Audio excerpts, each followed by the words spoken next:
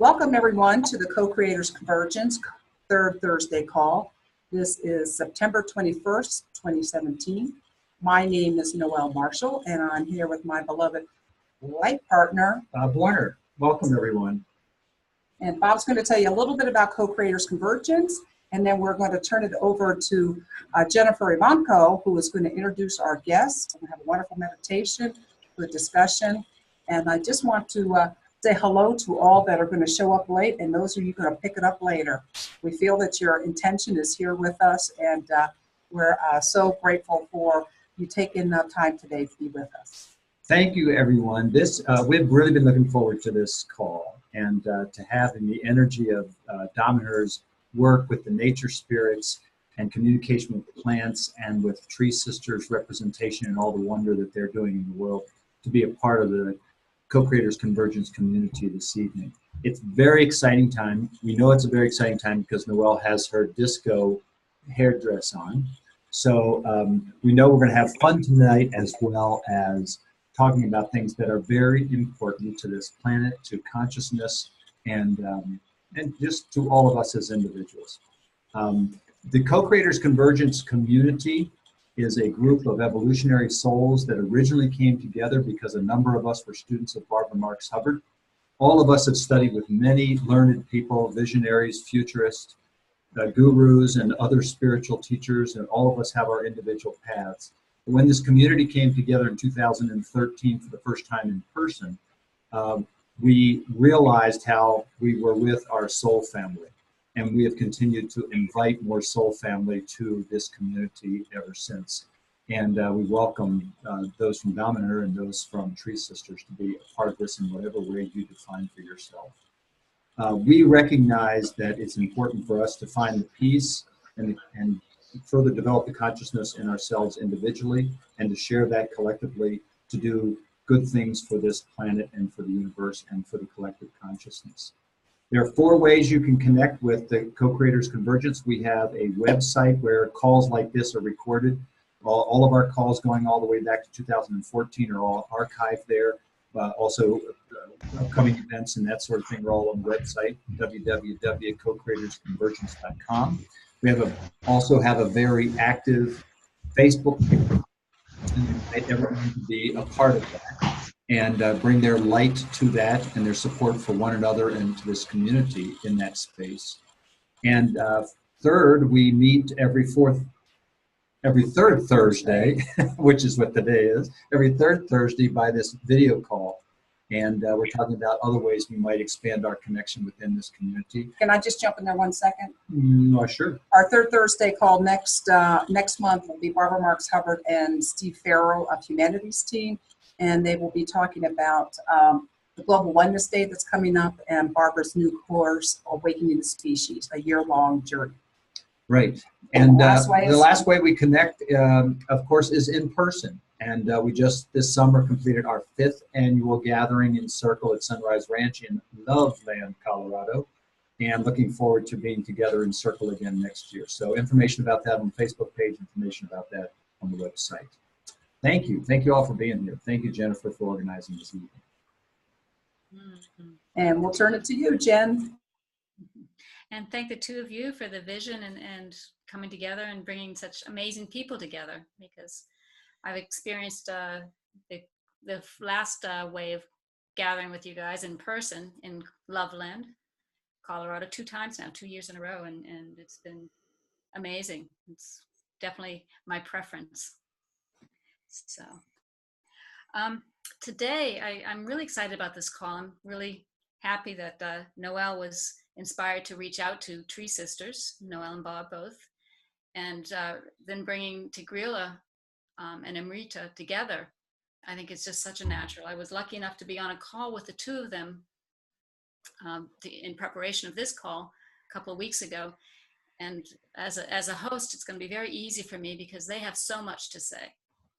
They're both very passionate women. They've both hold a lot of inner wisdom, and both of them, although it's in Amrita's bio, but both of them are so practical and grounded with their passion. You know, they have this spirituality, this connection to the inner space, but they're all both are in action in the world, and I really applaud what they are doing. I want to just lay just a little bit of groundwork before they start. Some of you are aware of a place called Damanhur in Italy, in the Piedmont Mountains, or the foothills of the Piedmonts in northern Italy near Turin. And my experience there is it's a place of mystery and magic and wisdom coming alive. It's a eco-spiritual community, and Tigrilla can tell you a lot more about it. But my experience going there is all the things that we learn from people like Barbara Marx Hubbard and Jean Houston and all these great spiritual teachers that have been talking to us for decades now. You go to Damanhur and it's actually lived there. It's real. You can touch it. You can feel it. The community lives in connection with the world around them. And so that brings us to Tigrilla's favorite topic, which is that plant kingdom in the world, the Sacred Woods temple that they have there. It's a actual outdoor temple that you walk into, and not only do you feel the vitality of nature and that special connection with nature, but you actually feel that nature is greeting you, that you feel the communication with nature just by stepping into this sacred forest. It's an amazing temple, an outdoor temple. And so when you go there and you experience that, and then you leave and come back to our real world, our home, you're wondering, where is this in my own world? And that's where I look at Amrita and what she's doing in planting trees and this initiative to reforest the world, and the efforts that TreeSisters is doing. It's, when you see what we've lost by going to a place like Damanhur, that they've really become such a wonderful steward of it. It's, you want to find out what we can do to bring it into our world. So these two women, with their passion, both with the outside world and what we can do, but also with the inner transformation that we all need to go through. I think we're in for a very special evening, which I'm not going to talk too much more because I really want you to listen to them. So we're going to start with Amrita, who's going to lead us in a wonderful centering meditation. And I think Tigrilla has some magic, some actual music of the plants to play for the meditation. So hello, Amrita. Hello, Tigrilla. Hello, everyone.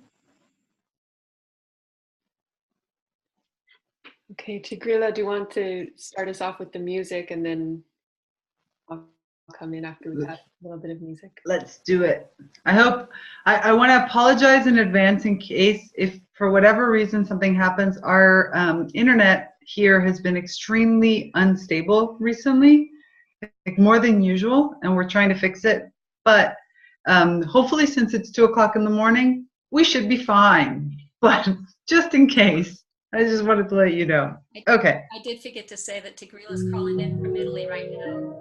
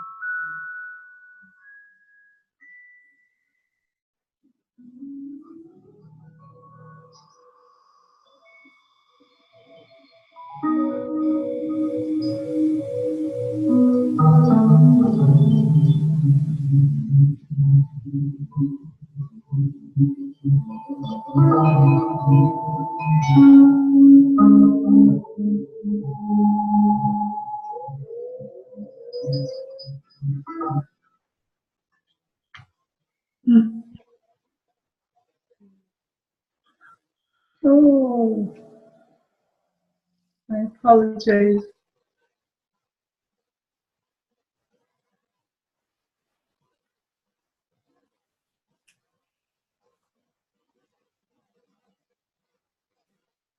Well, that was a wonderful Wonderful taste. I can feel the plant behind me resonating with it. So that for those, we haven't really described it, but this is actually the plant is playing the music. This is a recording of a plant that played music. Yes, this is just a small interspecies concert, but we'll talk more about it later. I'll let Amrita do her little magic. I apologize, I got cut off a little bit early, but I think we'll pick it back up. It's beautiful. Beautiful music. Okay, so if you'll join me in connecting with your breath. And the weight of your body.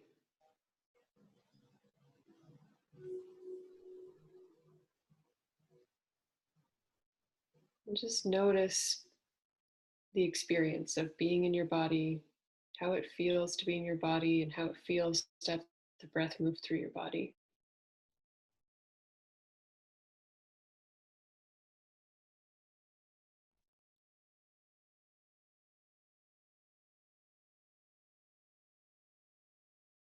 And feel your connection with the earth beneath you.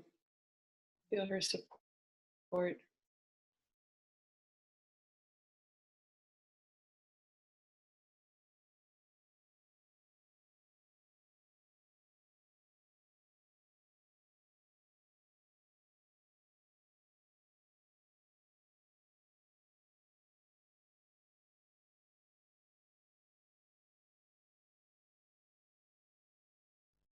Feel your connection with the trees and plants that are closest to you.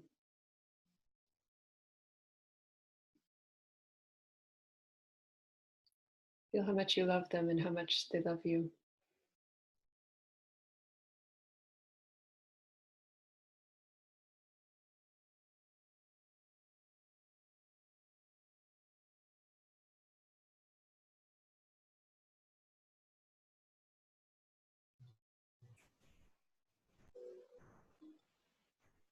And begin to experience your body as a tree. So grow down into the earth, as big and long and broad as you want to.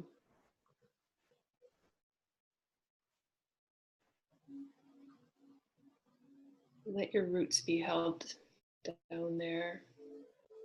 Notice how you can receive energy from the earth through your roots and how it's drawn up through the trunk of your body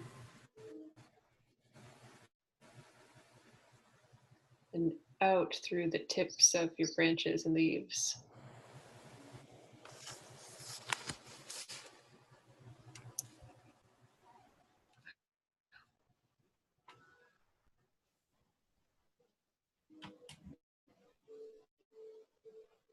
And as that energy keeps coming up from the earth, notice how you also receive energy in from the tips of your branches and your leaves. And that energy trickles down through you, down into the earth.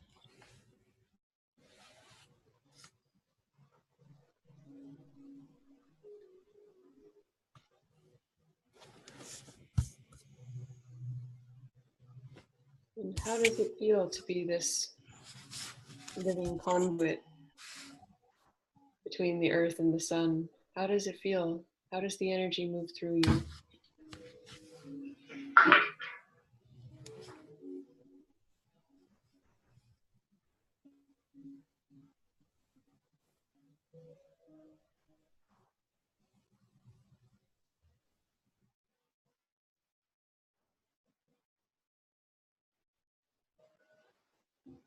And through your roots in the earth, notice how you're connected and intertwined with other roots around you. Little mycelial mushroom networks that can pass nutrients, electrical impulses, and consciousness between your roots and the other roots around you.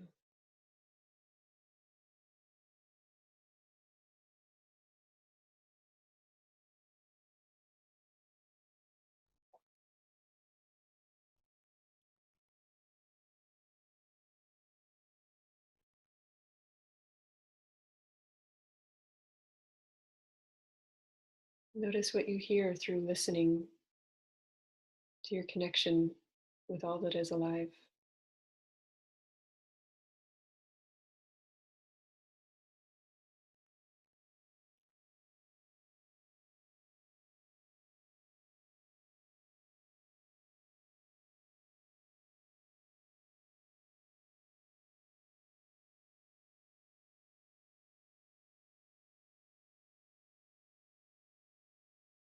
And feel in your heart your most sacred blessing intention for the earth and for nature.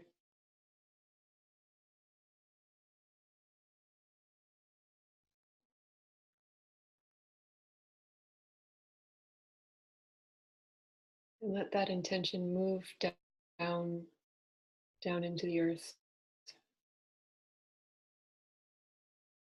You can just leave it there like a glowing seed.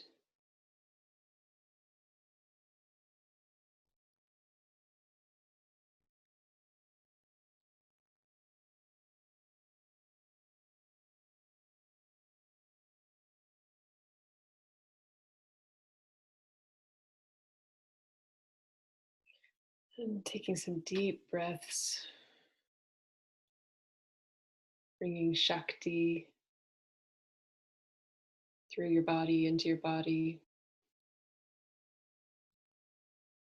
Letting those breaths nourish all your cells with energy. Slowly come back to the awareness of being in circle together all around the world right now.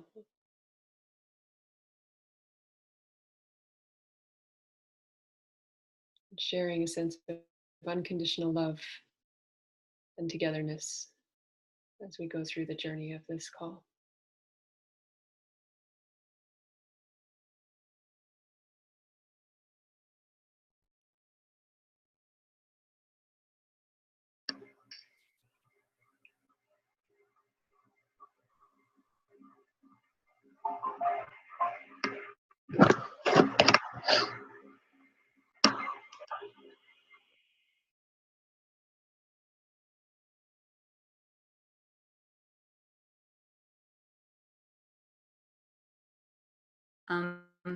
Amrita is a CEO for this organization called TreeSisters, and I'd like her to tell us a little bit about how they see the world right now, the state of the world, and some of the wonderful projects that they are doing right now.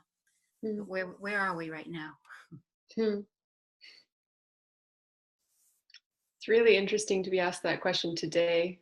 I had planned, and I will share with you some of the more data side of the story of what's happening with the world right now. But today, it's really in my awareness to look at what's happening in the world right now through the spiritual lens. And in particular, there's a wonderful teacher who's come into my world named Prem Baba, who's been speaking about how in the collective sense and in the individual sense, most of us are in a crisis of conflict between our shadow and our consciousness, basically. And, you know, I'll speak for myself. From my perspective, the behavior that we see done towards the environment and the symptoms that the environment are showing back to us are very, very similar to how we might see disease states in our own body if we've been neglecting or had destructive habits towards our body. After a certain number of time, the body starts to respond back with disease. And I think what we're seeing right now on a planetary scale is nature showing us how we've been treating her. And so I'm really present with, and to me, that's a situation actually of great hope, because we have an opportunity right now to choose love and to face these conflicts, face these inner shadows from the space of love, so that we can actually transform our actions on the outer into love and a conscious relationship with the natural world. So that's what's most present for me today. And you know, I do get quite concerned about the state of the world when through my work I come into contact with a lot of information about what's actually happening. So I'm going to tell you a few things, and yeah, I'll let you. They're a bit shocking stats when you first hear them. So 30% of our forest is gone, of total global forest cover. So land that once was forested, now deforested. So 30% is just outright gone. Another, if someone's coming on that's not muted.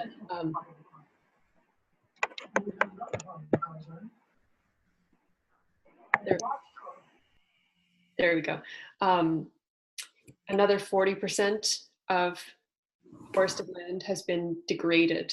So this is forest that's been partially logged or forest that's been fragmented for agriculture.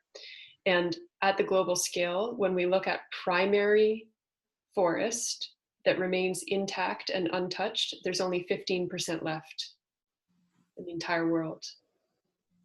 And this comes from the World Resources Institute, who does the most up-to-date satellite data mapping of the state of the world's forest. 15% is all we have left untouched.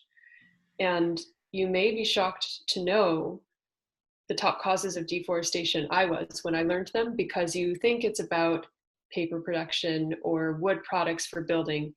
It's not.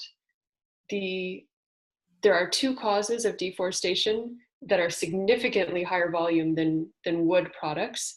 That's industrial agriculture, and by far the most significant cause of deforestation in agriculture is beef, far, far beyond any other. And the next are palm oil, soy, and corn.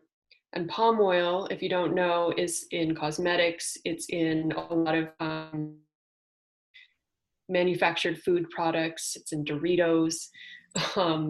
So beef, palm oil, and corn are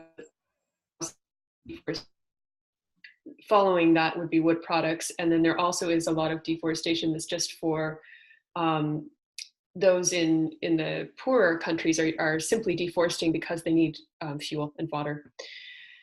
And another thing that I was surprised to learn as I go through this work is that deforestation is the #1 cause of carbon emissions,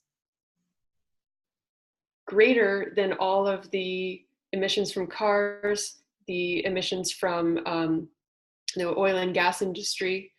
Deforestation is releasing more carbon into the atmosphere than those other factors. And it's because forests, old growth forests, store carbon in the soil.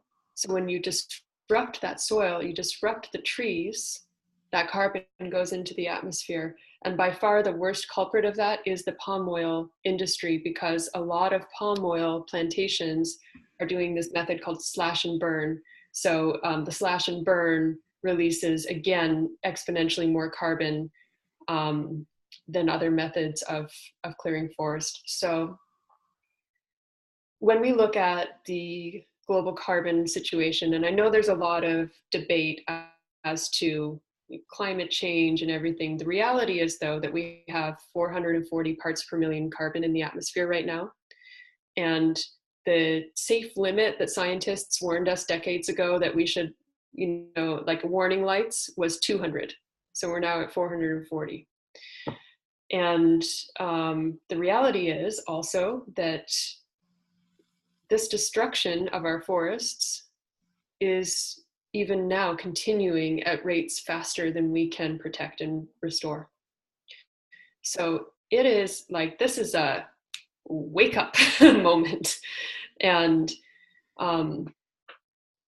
the other heartbreaking element of all of this for me also is the animals. In 2012, scientists reported that we had lost 58% of all animals. They were already gone. And it's because of things like habitat loss. And I mean, I'm not as educated on that side of things. And there are some, I don't want to be all doom and gloom. There are groups of people working on incredible responses. So there's the New York Declaration on Forests, which is a non-governmental agreement, but it's a group of NGOs, governments, companies who've said they want to stop all industrial-related deforestation by 2030, a very ambitious and positive goal. There's also the Bond Challenge, which says we want to restore 350 million hectares of degraded forest by 2030, which would make up for the 30% that we've lost, but doesn't really address that 40% of forests which are considered degraded. And so TreeSisters' response to this right now, we're planting 1 million trees a year currently. Our focus is on the tropics because trees grow fastest there. It's the greatest biodiversity. It's also the area where most of the poverty-related deforestation is happening, and we're doing it in ways that actually combine reforestation with agroforestry so that people don't have to cut down their forests to have a livelihood, etc. So we're planting 1 million trees in the tropics, and we're about to publicly release a campaign going for 1 billion a year. So that's our response, and I'm happy to sing more about our approach and our work at a later time. But that's the overview on the state of the world's forests, as well as the state of the human environmental relationship as I see it right now. Thank you, Amrita. It's very sobering to hear those facts. And then I want you to hear a little bit from Tigrilla now too, in what she sees with the forest, but also bringing the forest into our cities and into how we are healing with this. And we're going to switch now from the state of the world to how we can heal with trees. Go ahead. I always think I know exactly what I'm going to say before we start, and then everything changes based on the conversation. And I appreciate all of those. It is important for all of us, especially because to hear these statistics, to hear what's really happening, because as much as we believe that we're kind of connected to it, we're really still so far from understanding the gravity of the situation.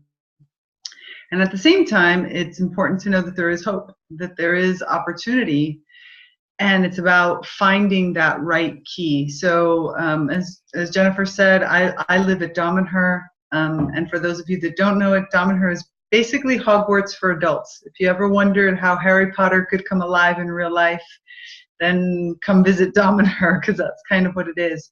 We're a spiritual, it's an eco community in a lot of ways that's over 40 years old in northern Italy, and we are researchers and temple builders and many different things that don't have anything to do with this call, so you can find out about us by going to our website. But what really touched me about what Amrita was saying is that understanding of also our place in all of this, and how to best have discussions about this that are not just people just talking and letting go and not really doing anything about it, but about conversations that really say, what is it that we could do to fix the situation? What is it that we can do to move forward? Where are the best places for us to really invest our energy on an individual perspective, and also on supporting large organizations? And I think each one of us has a responsibility today, each human being, to really look and say, when it comes to the natural world, when it comes to the plant world, what is it that one action that I can take that's going to take me into the direction where I'm going to go, not back into nature, but forward into nature? How do we create that new vocabulary? And so here at Damanhur, that's really where we're focused on in many different ways. There's the practical, the very practical side, connected to even we have a reforestation project. Ours focused in Senegal, in Guerchantier, which is our sister community in Senegal, but also on the social and spiritual levels. And how do we recreate an environment relating to nature and our world and our connection to the plant world that is going to take us into the next, phase of our evolution? Because in reality, it is with the plant world that we are going to evolve, because there is almost no other species on this planet that has evolved through every single mass extinction, that has evolved through every major catastrophe, that has survived every single phase of evolution on this planet that we live on. And therefore, it's now time for us to look and say, okay, as a species that has evolved, do we want to be one of those animals that goes extinct? Because we're in that category, not them. And so here's an opportunity that we as humanity have right now to kind of say, okay, instead of being one of those statistical numbers that some other being in the future is going to call out and say, look, the animals that went extinct, that percentage in that percentage more is actually the human that went, because that's all.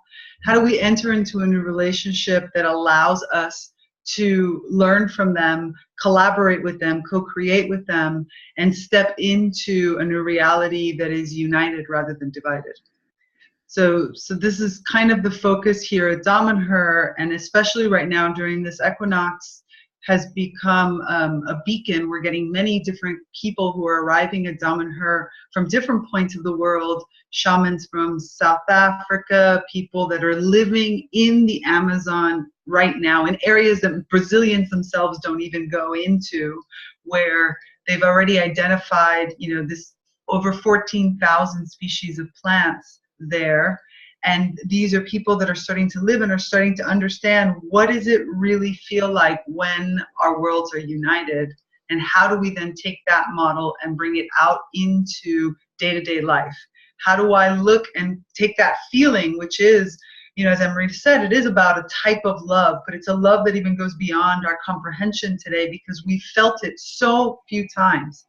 That glimpse of total unity, that glimpse of total harmony with the world around us. We need to figure out whatever we can do to feel that, and then take that feeling into architecture, take it into cooking, take it into agriculture, take it into all of the different aspects of life, in order for us to look at the models we've created and said, okay, this got us through from the Industrial Revolution to today, but it's not going to get us to tomorrow. So how do I look at how I built the city, and rather than building it as a grid, maybe build it in a more organic fashion that allows for a flow that happens differently, and that allows that the plant world be immersed and a part of that, so that our reforestation is not just about reforesting, although important today, as especially where we are in such a dire situation, to start the reforestation in the places that you can have the biggest bang for your buck.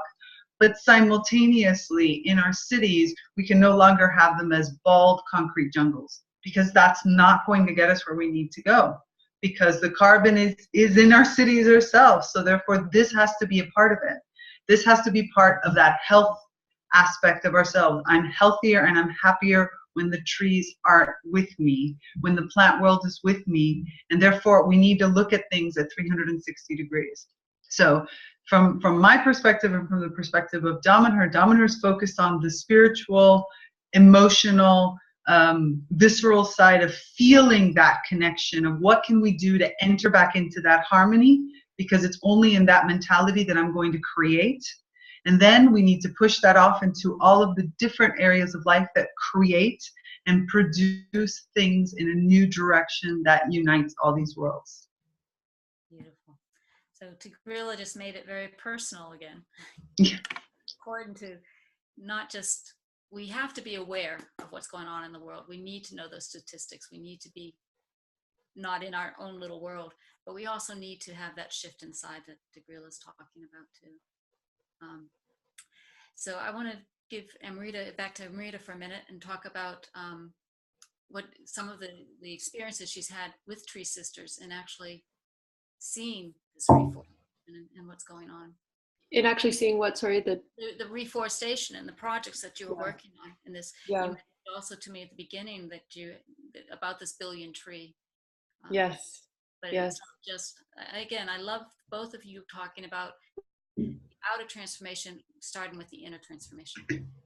Yes, and I think what Tigrilla was just saying is so important as well, that we need to be thinking simultaneously globally as well as what's right in our world. What are we connected to physically right around us? And you're right, so much of the world's population lives in cities. And when I talk about the beef and the palm oil that's at the cause of the deforestation, who's consuming all of that? And there's this connection that needs to happen, and that's where the inner work comes in, because it starts within. As you know, I know I'm already speaking to the choir here about that, but I will tell you our model, what we're proposing to everyone through producing this campaign that we're about to open this fall. So as I said, we're producing a campaign that is our journey to 1 billion trees a year. And our approach to planting trees is to have a large volume of grassroots donors.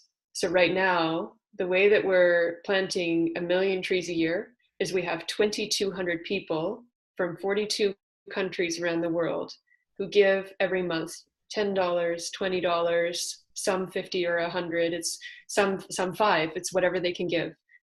And through the combination of those monthly donations, we're planting the trees. Right now we're planting in Madagascar, where we're restoring estuaries by planting mangroves, which replenish the fish stocks because they breed there. We're planting in Kenya, where we're restoring the watershed on Mount Kenya. And that project incorporates the Madagascar project I just mentioned. They actually pay the villagers to plant the trees because they're very impoverished, and it flips that cycle, which is so wonderful. In Kenya, there's an agroforestry component, so that people are reforesting on Mount Kenya, which is a very significant watershed, which has been drying up. And they're also planting on their own farms so that they don't have to strip that forest for their fuel and fodder needs.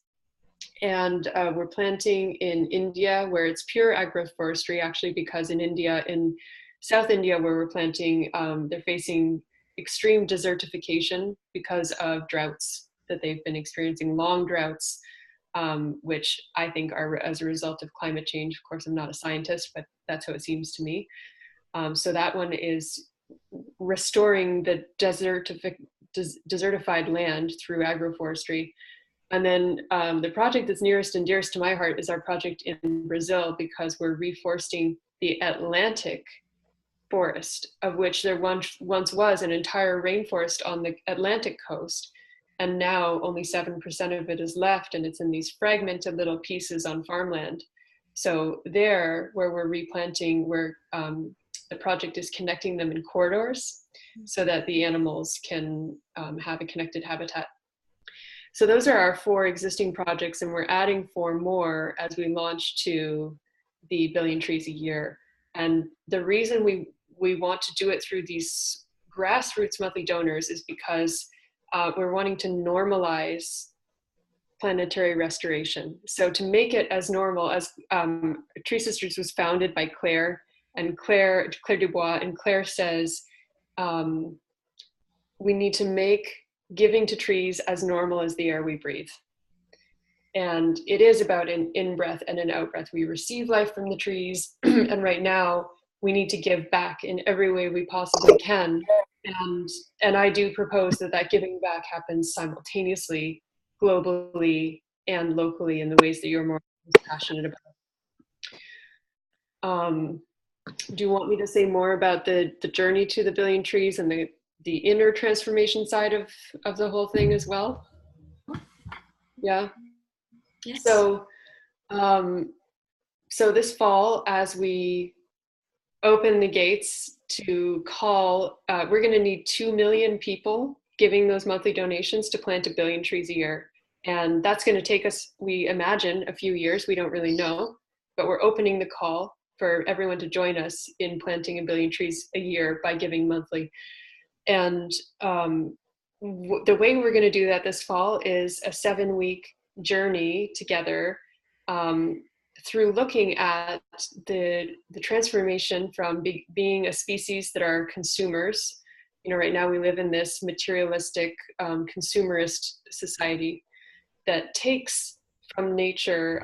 The whole economic model is based on more consumption. And it takes from nature with absolutely no regard for the balance of that ecosystem and what it can actually hold. And so we're asking people to say, I'm not doing that anymore. And I'm going to choose to be a restorer, a steward of nature, someone who has reverence for nature and acts accordingly.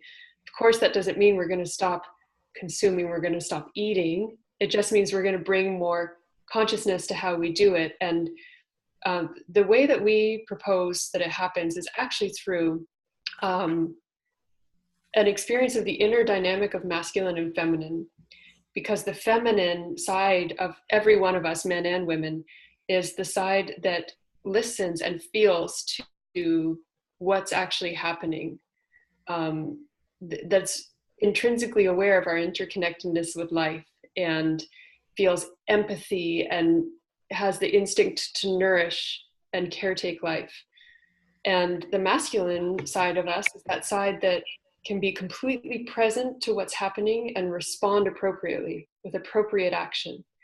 And so what we're suggesting right now, which I've also heard told from some shamans from the Ecuadorian rainforest, that humanity is like a bird with a feminine and masculine wing, and the feminine wing has been down and underdeveloped for millennia. And the right wing has been overdeveloped, overused. And so what happens when a bird flies with only one wing? They just fly in circles. And so we're proposing that we reinstate the feminine principle in every single one of us, the men and the women, by choosing to listen to the content that we feel through our bodies, our intuitions, our emotions, our mind, witnessing what is happening to nature and what is happening to our own nature inside of us, so that we can respond appropriately with the outer action. Beautiful. And I think that flows right into Tigrilla with listening to nature, the nature kingdom and the plant kingdom, and music of the plants. Yeah, it's hard to follow that up. That's a tough one. I mean, it's like, yeah, I have a bunch of questions now and a bunch of things, so, which is great. But yeah, so as Jennifer says, the approach here at Damanhur is really about, one, from a global perspective, the global ritual and the global connection of helping everybody. We just recently in the Sacred Woods Temple here at Damanhur last week did a ritual where we invited all the guests that were here on the territories at the time and everybody that came from the different centers to do a ritual of connection and of union with the plant world. And it's hard to imagine because Damanhurian ritual is actually is very elaborate and very connected to science. So there's many different aspects to it that I'm not going to go into right now. But the point of all of this is really about getting everybody to feel, again, as I said before, that connection. And one of the ways that we've done it here is through a device that we developed called the Music of the Plants.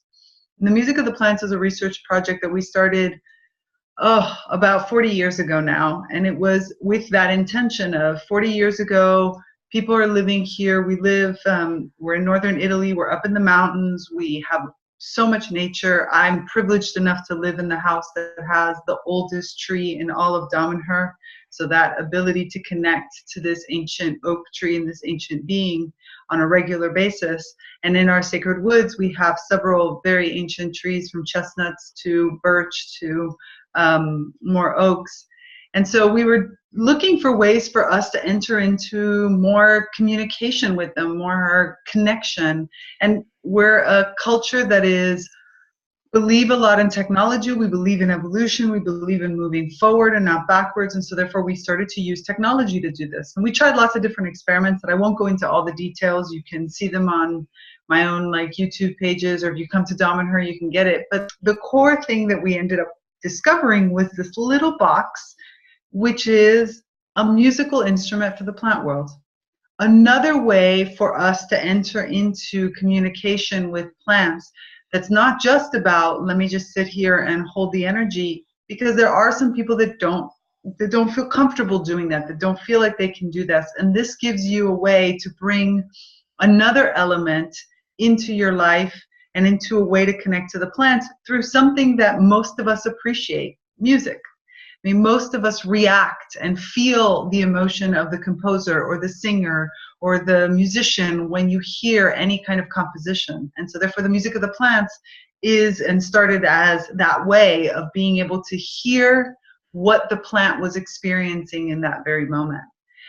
What we didn't realize was that the plant would react to us. We thought that the plant was just going to be playing, and it would be sort of this one-way conversation where we could hear the thoughts or the expressions, or to not anthropomorphize too much, but what the plant was going through at the time.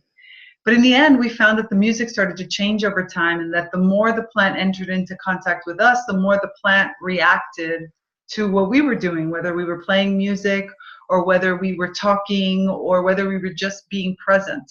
And that has given way to a whole series of research and experiments that are happening around the world of listening and communicating with plants through music.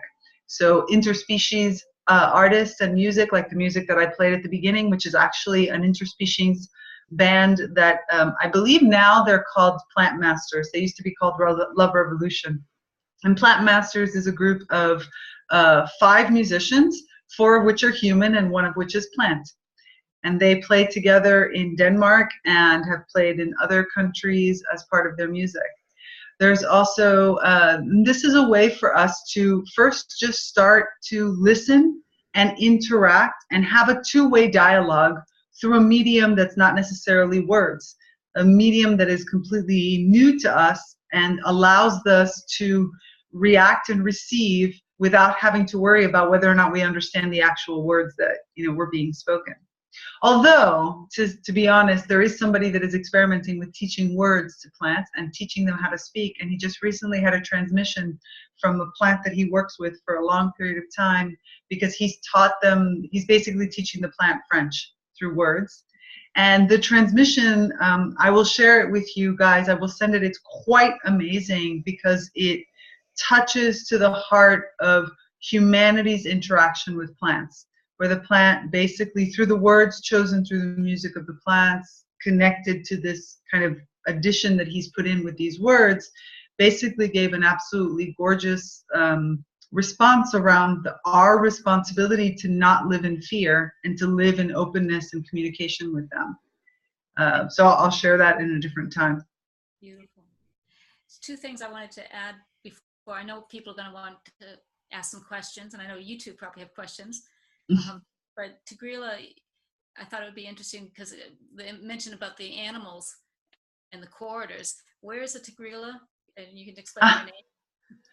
My name. So at Damanhur, for those that don't know, our first names are animal names or nature spirits or mythical beings, and our second names are plant names or mushrooms. So Tigrilla is actually better said Tigrilla. Tigrilla is the way they say it in Italian. Tigrilla, which is where it comes from, is a South American feline.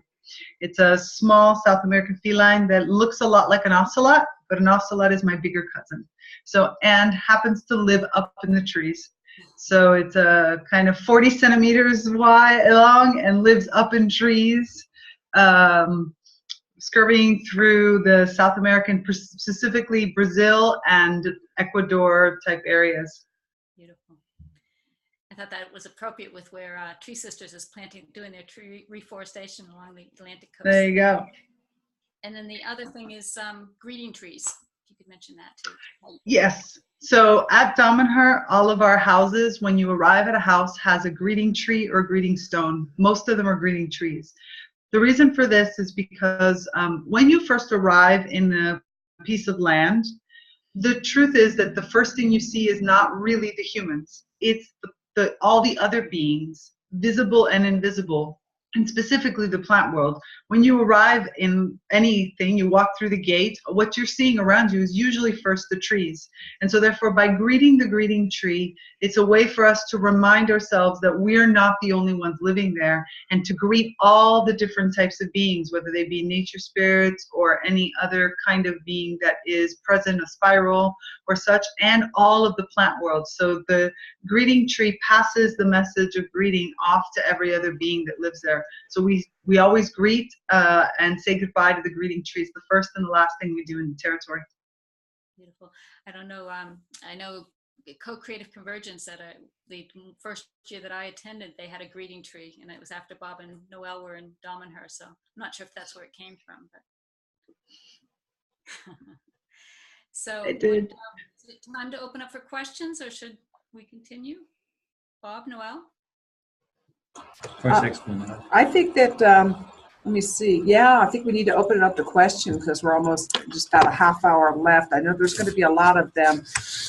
It would also be good if, keep things succinct, if it's possible for you to submit your question by the chat.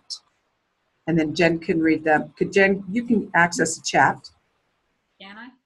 Or I'll read them or something, but that's one of the best ways to do it.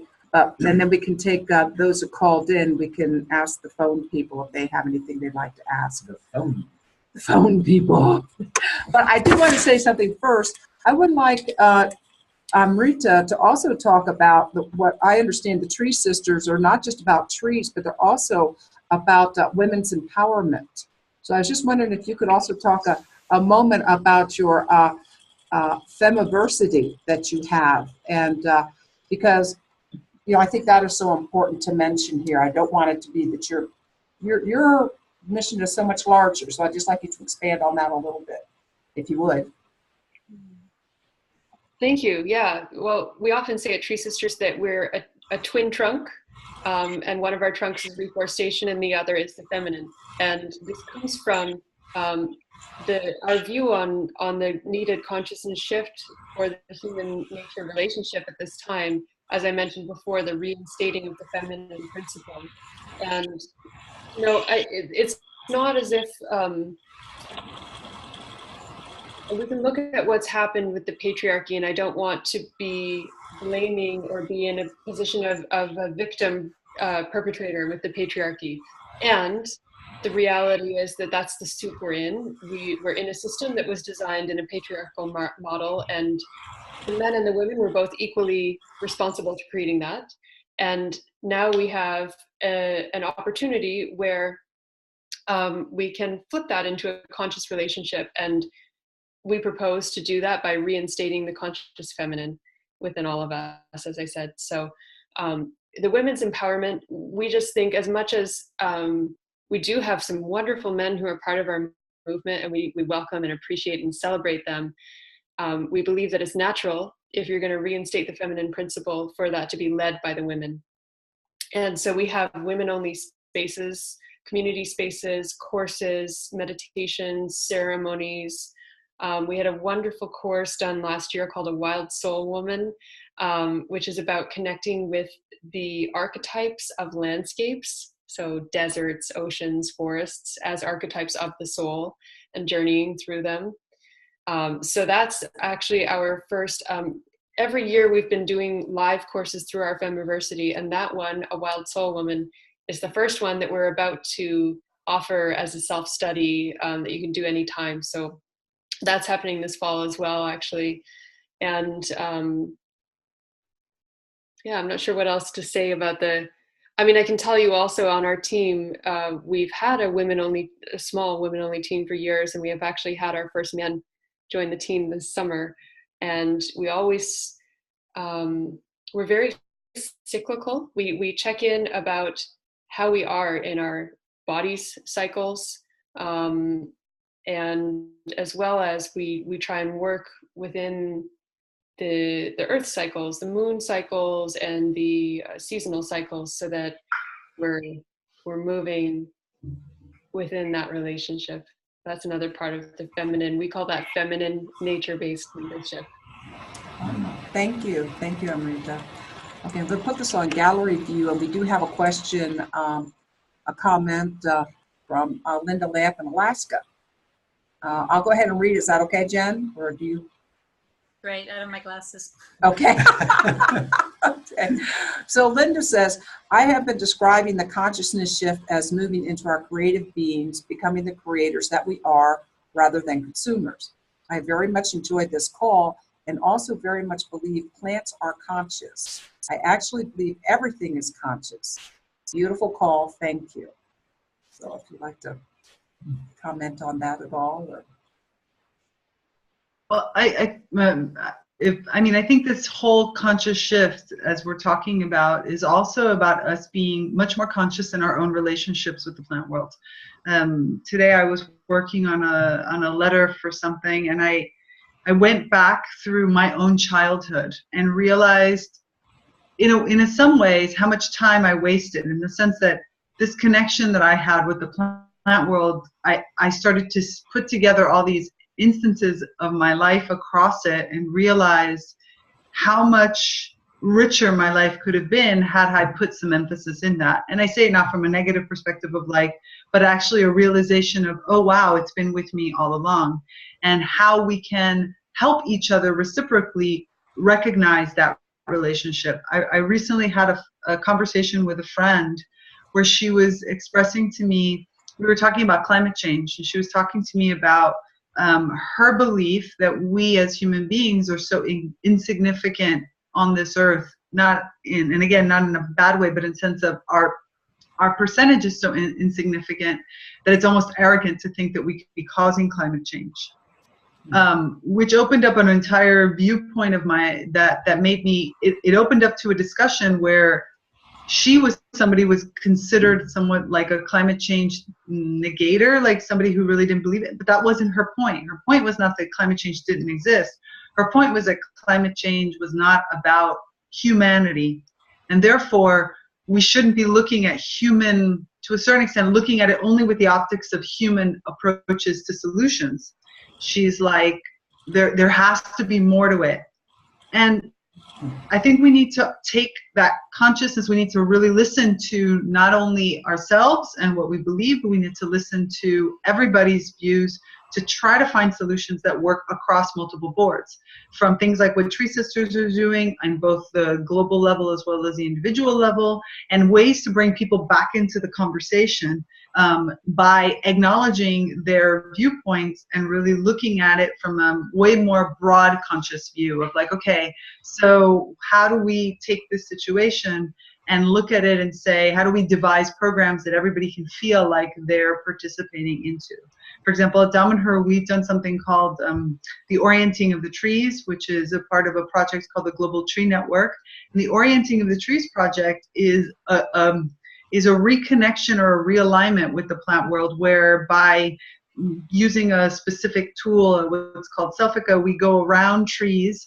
And by going around physically, literally with your body or going around a tree, you sort of say to this tree, I see you. I kind of like the avatar thing. I see you, and I want to reconnect this giant network that exists between the human world and the plant world that's been severed. Because our consciousness right now are kind of speaking at two different frequencies. We need to bring ourselves back into alignment so that we can hear what our frequency, what both of us are saying, and look and work together on new things. So the Global Tree Network, or the Orienting of the Trees, has been going on now here publicly since 2011, privately since way before that, and we've oriented now over 2 million trees around the world. And I feel like, being sitting here and watching as things happen and listening to all these amazing projects that are continuously popping up relating to reforestation, bringing back things and bringing this conversation into even a positive approach where, yes, we know that there's so much dire need, but I'm also seeing a shift of the connection to nature that people are having into a much more, what can we do about it? How can we be positive? And especially one that uses love.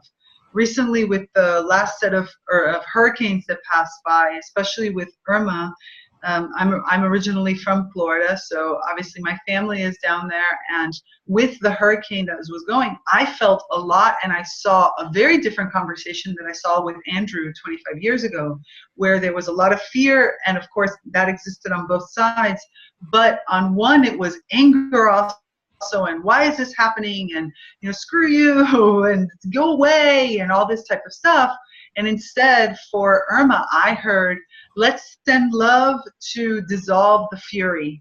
Let's feed her with positivity. Let's push her out into the sea and have her dissolve so she doesn't hurt anyone. Not just get her away from me, that kind of almost egocentric relationship with nature that says this is complete destruction and absolutely unnecessary, but this is something that's happening. It's where we are.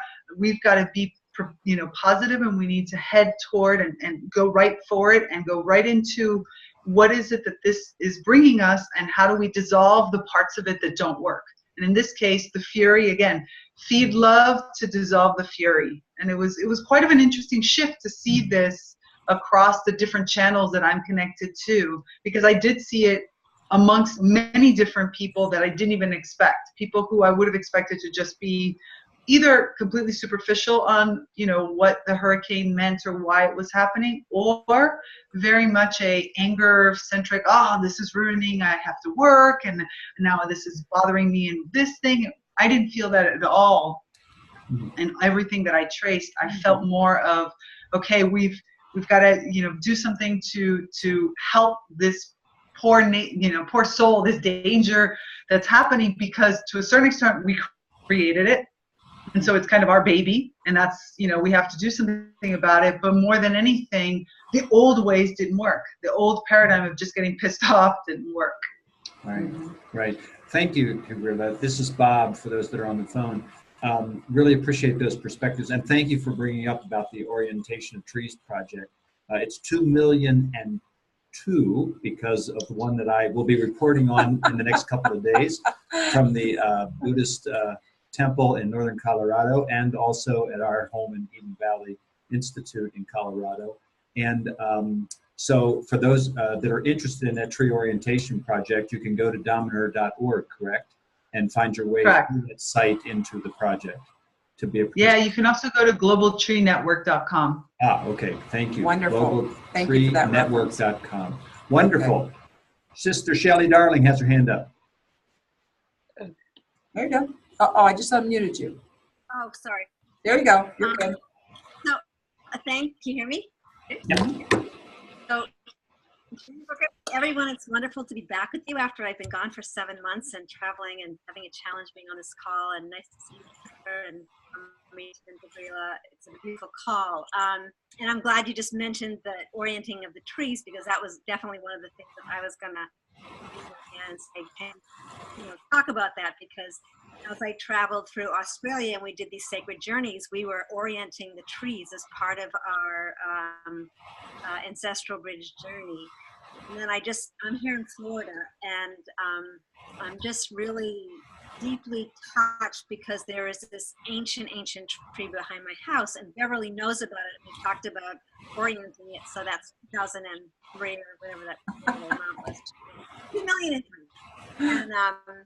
And before I left we evacuated, I talked to the tree and I said, this is really coming in close to her and asking her to just put her roots down deep and put her energy and her strength into her branches, and to please protect the house. And when I got back here, this gives me chills. There was only one branch, huge branch, that came down off of her, and it landed like 3 inches from the car beneath her and about 5 inches from the house, and only landed in the driveway in between where it could have damaged anything. And so this deep relationship with the trees is really important. And also tonight, it's so incredible how we can apply what you're sharing in our own lives, in our own locality, because just as a dowser, I realized, oh my God, I can take this information, and now as I teach dowsing, and as we go onto the land and we go to begin to remedy these houses and the earth energies that are not listening, to teach people how to walk on a piece of land by the tree greeting, which I hadn't even considered until tonight. So I'm really grateful for that new information. And the other thing I just wanted to share in terms of, I loved, Amrita, that you were kind of bringing us up to date of, you know, the statistics, because that was really, it felt really good to me to kind of come in and get, you know, the sort of the most current information. And the incredible thing was today, of all things, I was on Facebook and I saw this incredible article, and I can't remember the guy's name, but he was a math professor.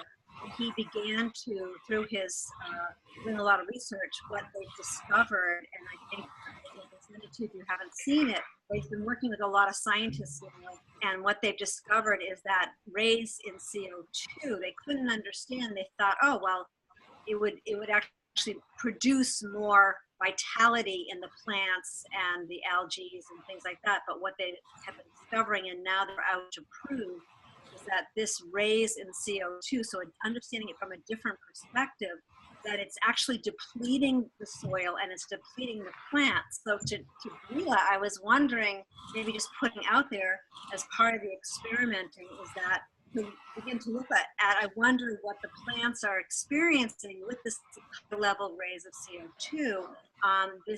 The nutritional value of these plants is becoming less and less. So we're getting less from the food that we're eating. So that relationship was, you know, maybe not new to you, but it was really new to me today. So anyway, thank you. It's just a joy to be here. Thank you, Shelley. Tigrilla or Amrita, either one of you want to comment on what Shelley shared? Or? Yeah, I do have a bit of a comment actually, and it relates to what Tigrilla was saying earlier about your friend who said you're not sure if, or she wasn't sure if climate change was actually caused by humans or not. And the reason, and I think it relates to what you were just sharing, Shelley, as well, because of sharing about the impact of carbons on the plants. And I want to share that there's a lot of debate around carbon and climate change globally. And as a reforestation organization, that debate sometimes comes across my path. And I was actually speaking about it with my husband earlier today. He is very, very knowledgeable in the fields of science and physics. And he was saying, look, there's no conclusive evidence that there is conclusive evidence that the global temperatures have risen at significant amounts, greater than we've seen in our recorded history, although some ice samples have shown that thousands of years ago, like I think 3 or 6 something thousand years ago, there was a similar spike. But we've never seen anything like this. So that's a fact. The ocean temperatures are rising, the ice is melting at the poles, that's a fact. What we don't know is the role of carbon in that versus other natural factors that also are contributing to these events over history. And we also don't know enough about atmospheric science to understand how there are lots of elements in the atmosphere, not just carbon, but nitrogen and all other elements. And the atmosphere has its own way of regulating itself that we don't even understand yet. And the truth is, we have put more carbon in the atmosphere. That's a fact. The scientists measure it, how much there is now versus you know, when they started measuring decades ago. And the truth is, we don't know enough about what impact that will have. We just don't. We haven't taken the time to study it.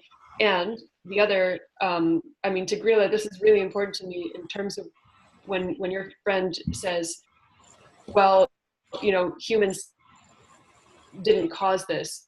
I think we can look around and see so much environmental destruction that we can clearly see are at the hands of humanity. The amount of plastic in the ocean and landfills and the fracking and the emissions and the deforestation and the loss of animal life, and all of this environmental destruction is happening. And I really think it's a denial of responsibility to not look at that. And at the same time, our human nature is part of nature.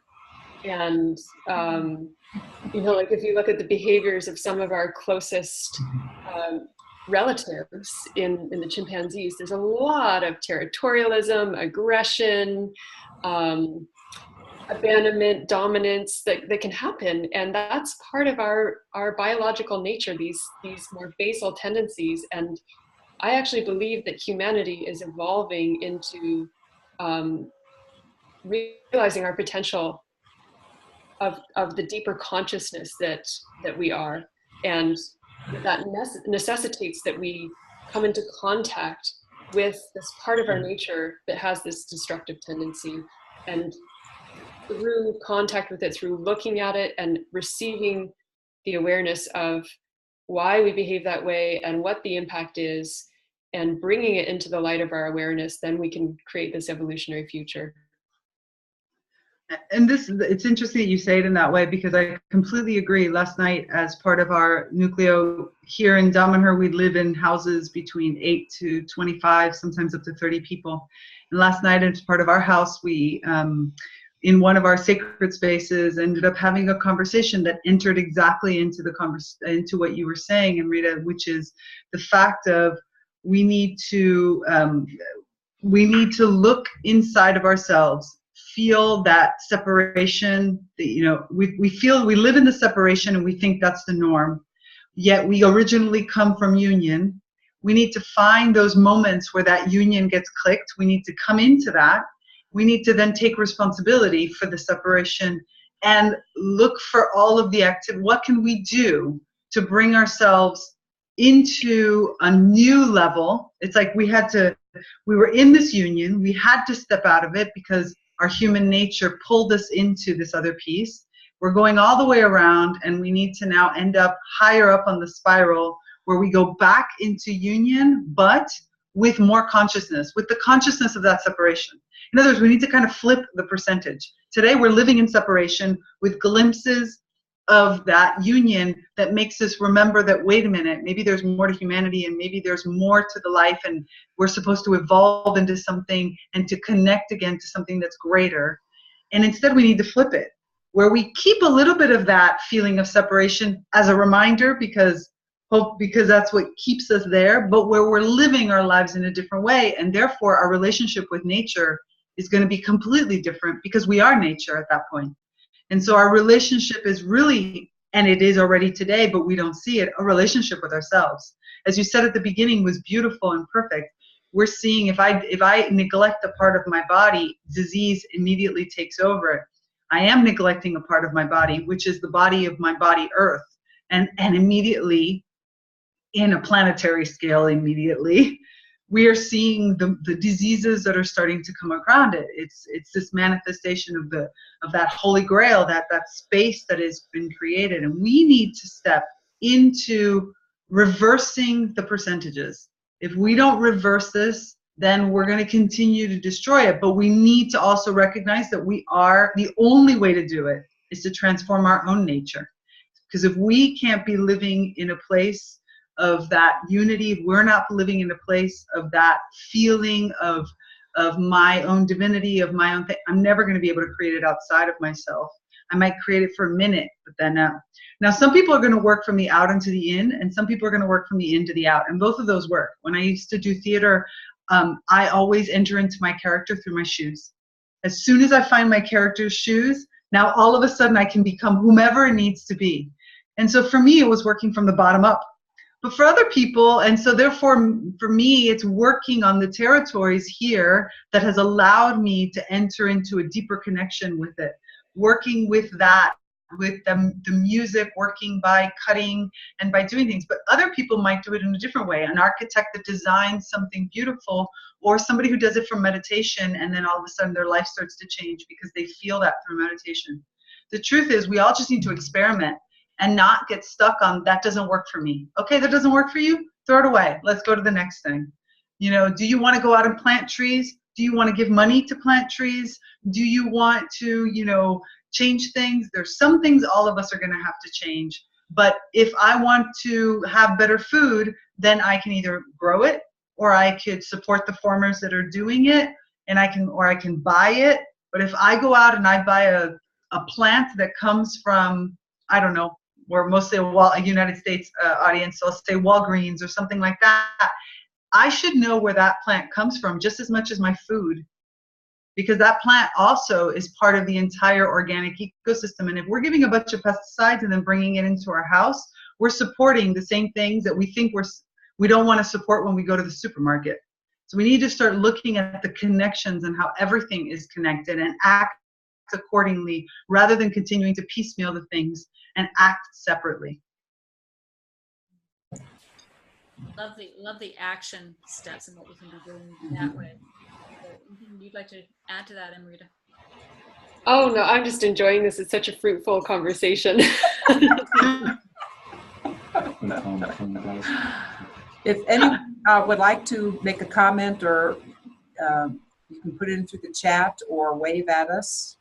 And I just like to mention that we're going to steal Amrita next September. I'm going to force her to come to Damanhur, and I want to get these two people together face to face, so we all can watch. Indeed. yeah, and I'm just going to say that Bob and I are working with Jen on a trip to Damanhur next September. It'll be full moon as well as the equinox. So start planning for that. And maybe, I don't know, Tigrilla, how are they coming on the Thor Conference Center? Is that that one's still going to be in the works? Huh? It's actually right next to my house, so I see the land every day. I pass right by it. So they've already started to clear and work the land, but construction has still not started. But at least we know that the land has been being prepped right now for it.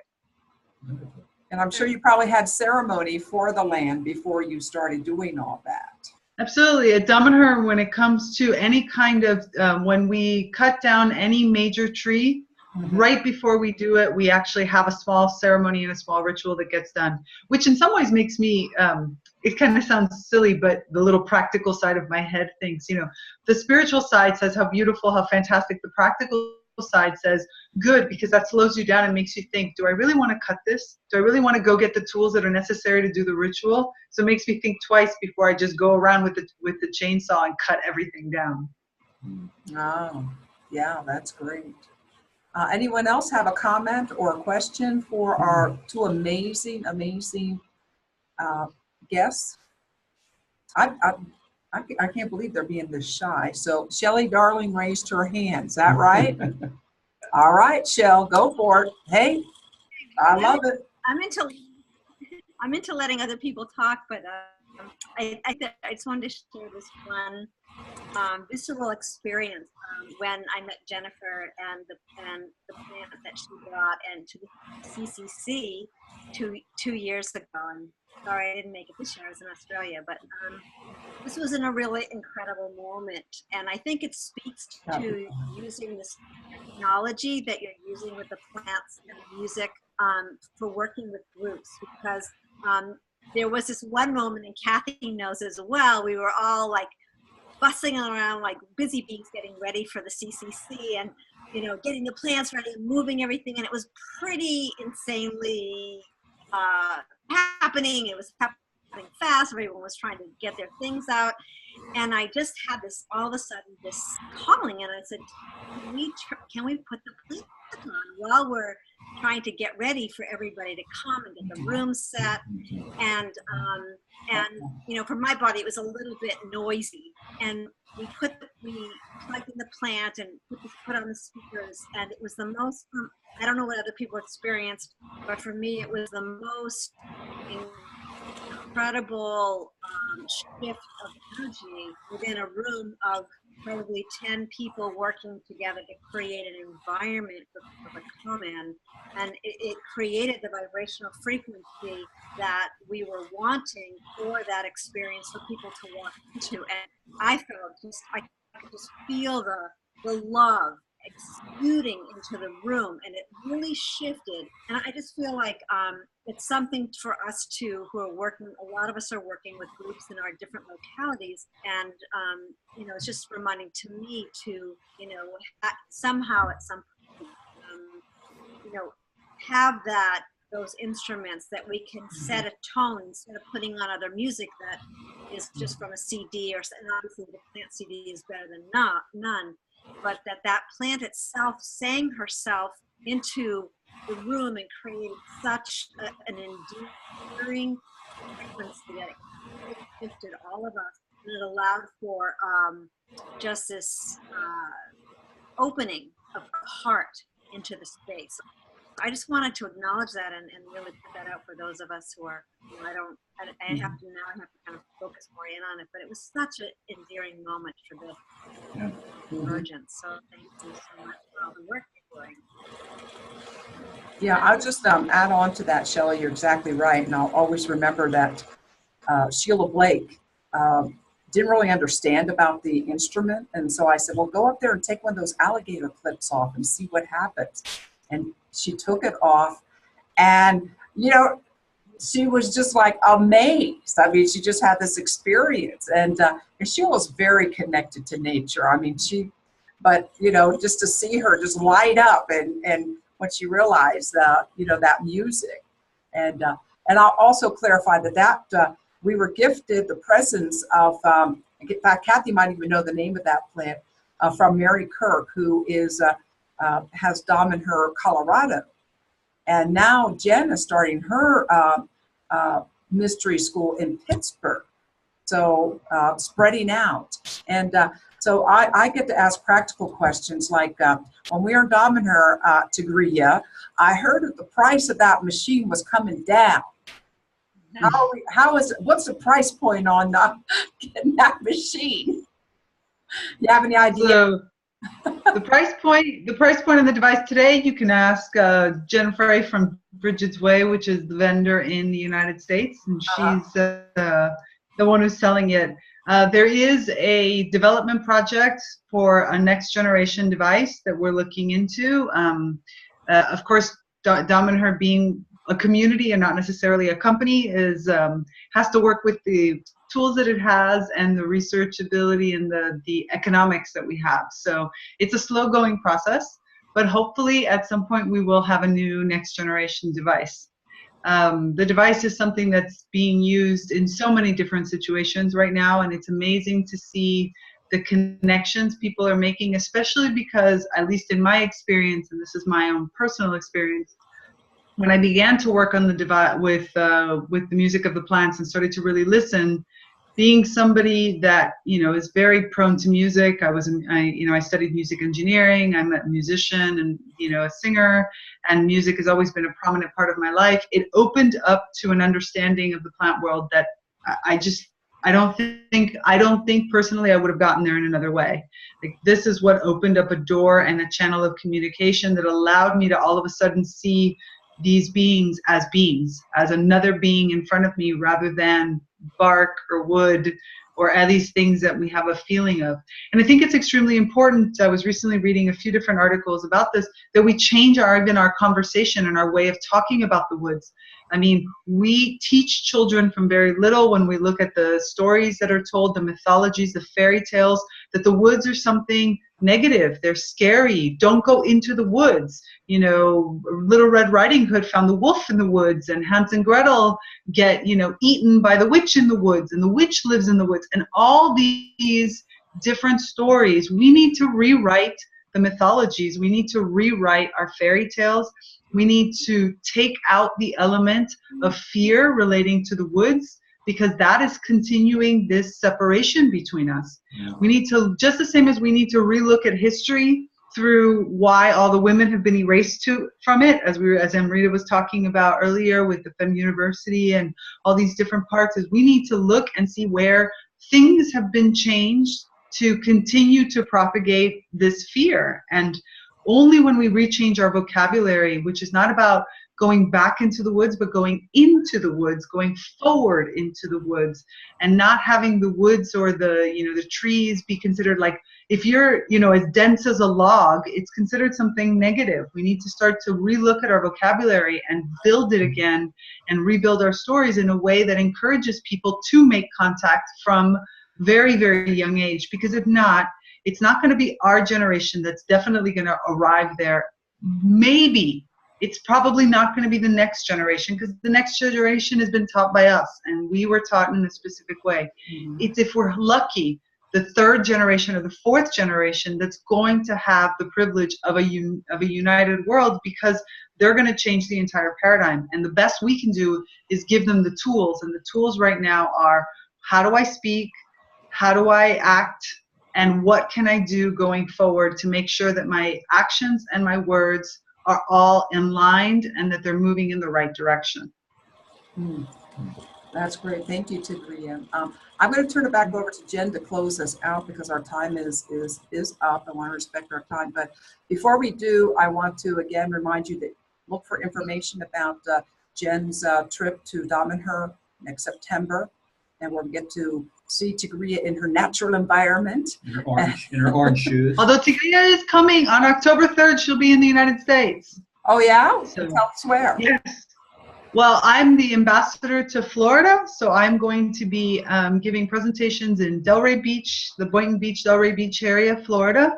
And then I'm going up to Huntsville, Alabama, because I'm actually going to be teaching communication with the plant world in Huntsville, Alabama, and doing presentations about Damanhur and the music of the plants. And then I'm going to be going to Tarpon Springs, which is near Tampa, and I'm going to be bringing another instructor of Damanhur to begin the alchemy school. So we're going to be doing the alchemy school basic program, and we're going to be talking about ritual and the use of ritual in daily life. So Jen might have the mystery school, but I got the alchemy school.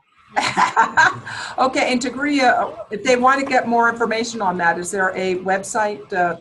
Absolutely. You can go to my website, which is just www.tigrillagardenia.com. So tigrillagardenia.com. Did I get the American accent right? Yeah, yeah. Well, you'll need to work on it when you go to Huntsville, but yeah, that's close. Exactly. Gardenia. And then also, Amrita, the CCC facilitators from last year and this year, we had a conference, and at our conference, we noticed we used, well, we just wanted to make a contribution to compensate for some of the bad decisions we made about using non-reusable plastics and some other things. So in honor of our 5th year, we want to donate $555 towards some trees. And we really appreciate the work that both of you are doing. But we have to turn it over to Jen because I'm just a Clint.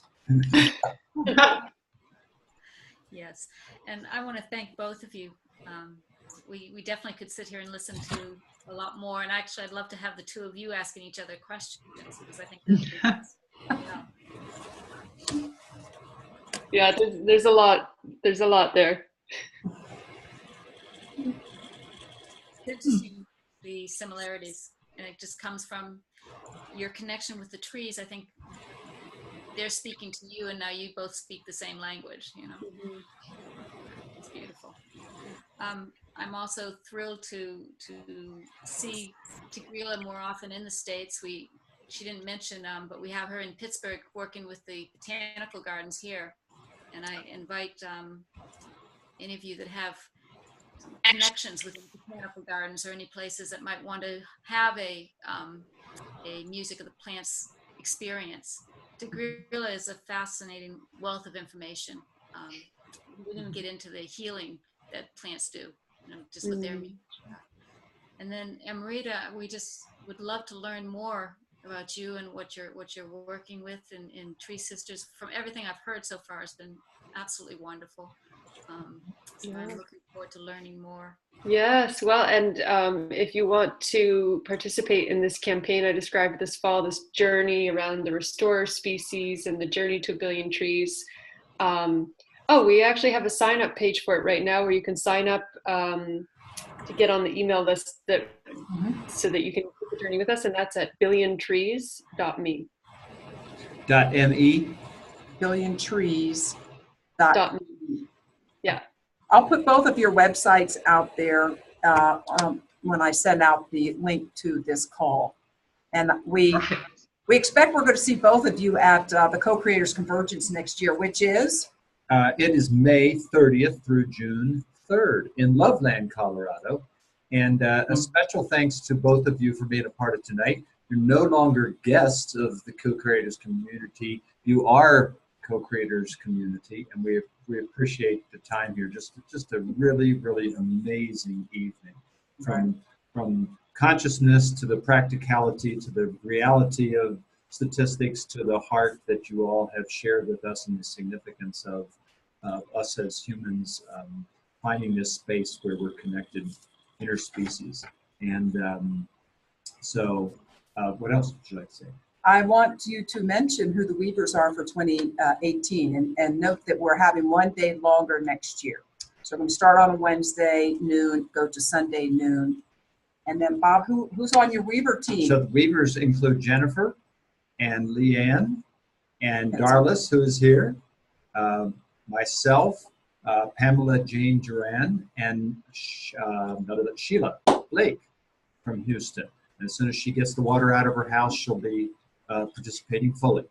So bless you all. This has just been a delightful evening. We're looking forward to getting this on the website and on links on the Facebook tomorrow. Let anyone know that didn't make it tonight to take this in. Noelle and I are actually doing an Awaken the Dreamers Symposium on Sunday, Pachamama event. And I realized that one of the takeaways we're going to give to everybody at the end of the event is the link to this call. This has just been really, really amazing. Thank you. Thank you. Everyone's unmuted if you want to say 99. Thank you very much. Thank you. Thank you. Everyone, blessings. I want to hear about the conversations between the other species. So we'll have to hear